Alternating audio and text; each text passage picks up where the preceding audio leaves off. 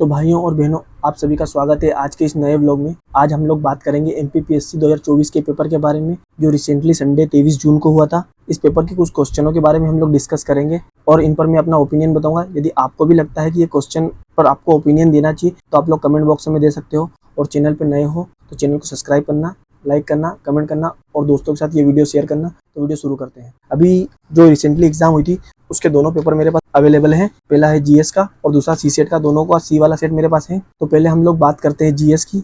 इसमें कुछ 2-3 बातें मुझे समझ में आई है जो कि मैं आप लोगों से शेयर करना चाहता हूँ। पहली है कि एमपीपीएससी यूपीएससी की तरह क्वेश्चन पैटर्न चेंज कर रही है और उसकी कॉपी करना चाहती है। दूसरी, जिसका क्वेश्चन पैटर्न चेंज हुआ है वो उसमें ये लोग क्वेश्चन कहीं से भी उठा रहे हैं और कुछ भी दे रहे हैं। फॉर एग्जाम्पल जैसे करंट अफेयर के इस बार क्वेश्चन आए थे।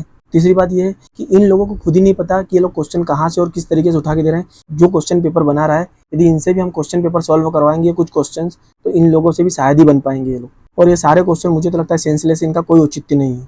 अब कुछ क्वेश्चन है उनके बारे में मैं आप लोगों को बताता हूँ। जैसे फॉर एग्जाम्पल 5, 10, 23, 44, 50 और 100 वाला क्वेश्चन जो क्वेश्चन है, इन पे पहले हम लोग फोकस कर लेते हैं, उसके बाद हम लोग आगे बात करेंगे। इसमें निम्नलिखित में से कौन सा चक्रवात भारत के पश्चिमी तट पर आया था?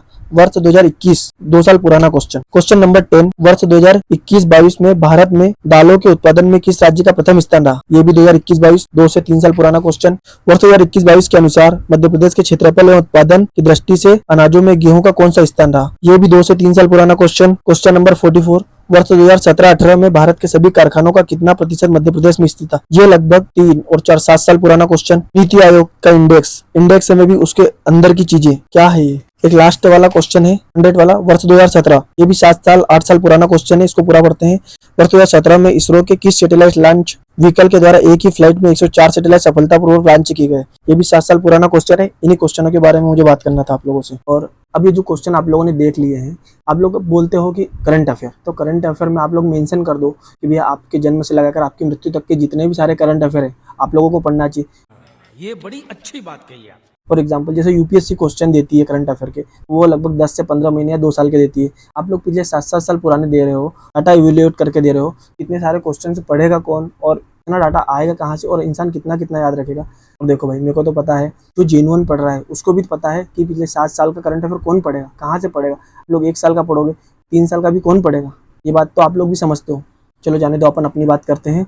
हम लोग बात करें कि मैं इसके बारे में क्यों बात कर रहा हूँ, तो जिस इंसान का 1 मार्क्स से भी ये पेपर प्रीलिम्स छूटता है उसको पता होता है कि मेरा 1 साल बर्बाद होता है। और वैसे भी एग्जाम इनरेगुलर है, रेगुलर हो नहीं रही है, तो कुछ जो तकलीफें इंसान सह रहा है, जिसका 1 मार्क्स से या हाफ मार्क्स से भी पेपर रुका है, उसको ही पता है कि उसको कितनी प्रॉब्लम फेस करनी पड़ी इन क्वेश्चनों की वजह से। तो आप क्वेश्चन दो, कोई दिक्कत नहीं, आप क्वेश्चन हार्ड कर दो, कोई दिक्कत नहीं, हम लोग उसको भी सोल्व कर लेंगे। बट इस तरीके से क्वेश्चन जो डाटा वाले आप लोग करंट अफेयर के पिछले 7 साल पुराने दे रहे हो, इसका मुझे तो बिल्कुल सेंसलेस लगता है और ये क्वेश्चन बिल्कुल मुझे तो अनावश्यक ही लगे।